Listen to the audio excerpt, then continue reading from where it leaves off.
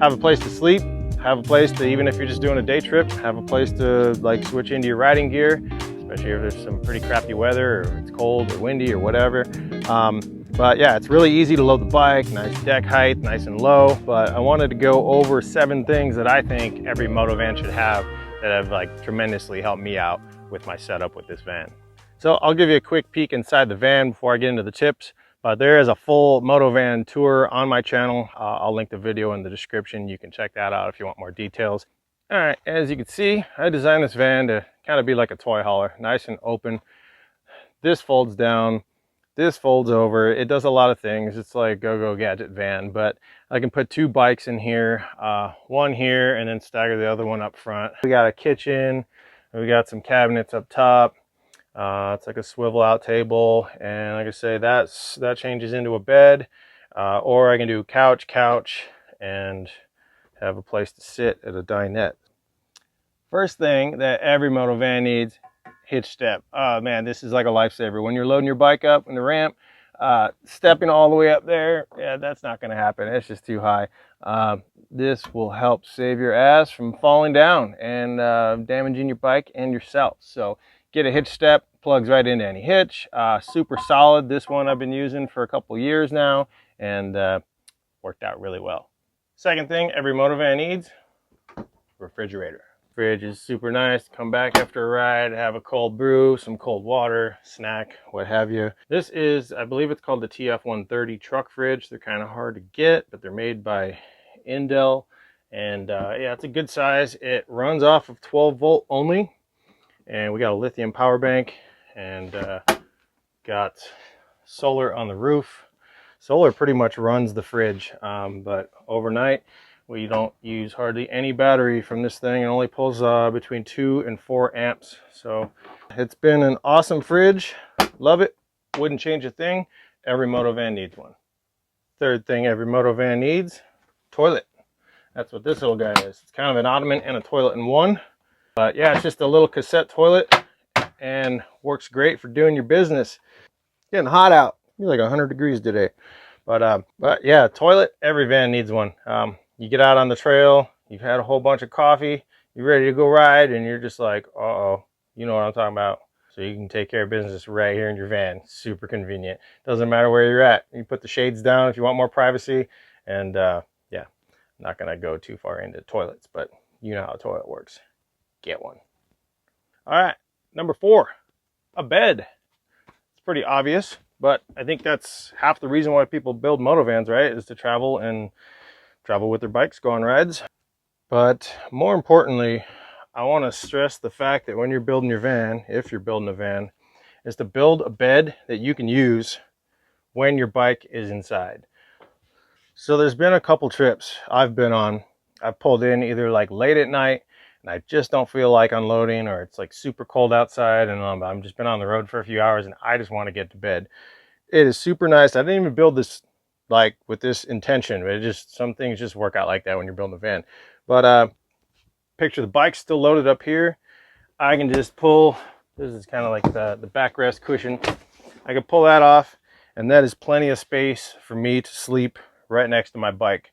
You just got a quick place to sleep. You don't have to unload the bike, and not only that, the bike is way more secure inside the van. But when I get to camp, out comes the bike and everything folds out into a nice full-size bed. Tip number 5, L-track.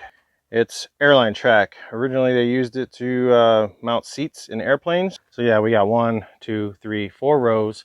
They work good for strapping the bikes down. I spaced these 2 that exact distance apart to accept the 1-up bike trays for our mountain bikes. But these are super nice. You can just like take these little fittings out, and the L-track fittings, these hooks, they're rated for, I don't know, a lot. You can like tie a car down with those things if you have them spaced properly. Yeah, I kind of use the L-track for everything. You strap down your gas cans, your gear, everything. You want to strap everything down good when you're driving.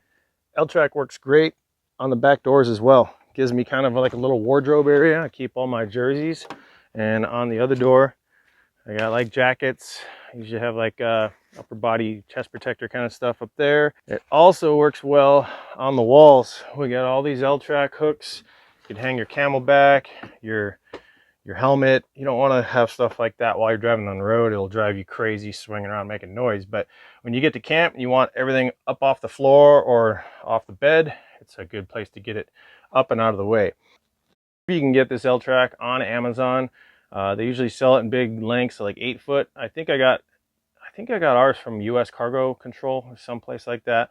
I'll look it up and link it in the description. But yeah, I bought the 8 foot sections and just cut them down to the exact pieces I needed, and then flush mounted them with the floor. So it worked out well. But L-Track, highly recommend it for building your Motovan. Unlimited tie down options. Also storage, straps. I made this little bin down here. It's good to have like a spot for your straps and utility stuff and stuff that you don't always need. And speaking of storage, a lot of people have like a gear bag. I just use these collapsible bins. Super lightweight, they fold flat when there's nothing in them, but it's just all my gear. And when I want to go to bed at night or have a place to kind of have all my stinky gear, I just put it in this, and then I throw it up here on the passenger seat, and then that way it's out of the way. And last but not least, tip number 7, outdoor bike wash station. I actually used this bike wash station right after I bought my 300.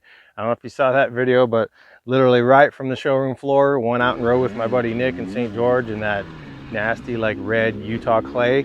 Just got it completely caked in mud. What a way to break in a bike, right?